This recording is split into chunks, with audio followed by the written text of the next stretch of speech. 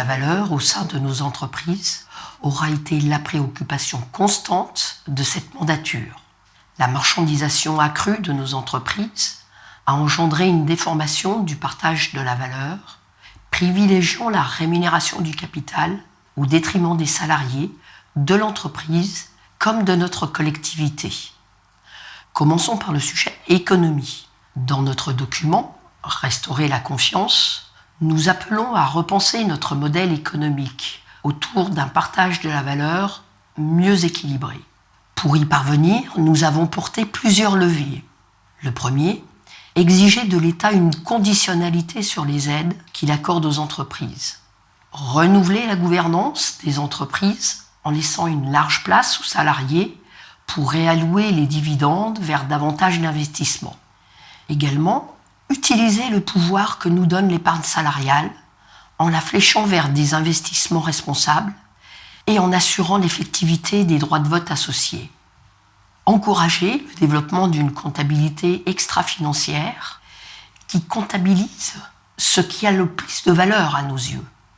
Et enfin, reconnaître les cadres et salariés de l'encadrement par une revalorisation salariale à la hauteur de leur prise de responsabilité.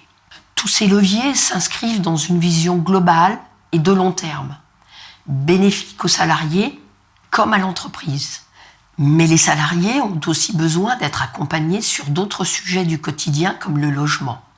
Pour endiguer la volonté permanente du gouvernement de faire financer par le paritarisme sa propre politique en matière de logement, nous avons mené des actions et fait des propositions avec notre partenaire d'Action Logement.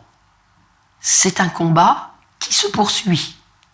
Les salariés ont également besoin d'être protégés par rapport à l'utilisation, la marchandisation de leurs données numériques. Un sujet syndical à part entière. La maturité acquise par la CFE-CGC, notamment sur la question de l'intelligence artificielle, nous a permis d'être retenus par la Commission européenne comme chef de file du projet Sequoia Deal. Aux côtés de nos partenaires, nous avons analysé les impacts organisationnels et managériaux de l'IA et développé des outils opérationnels.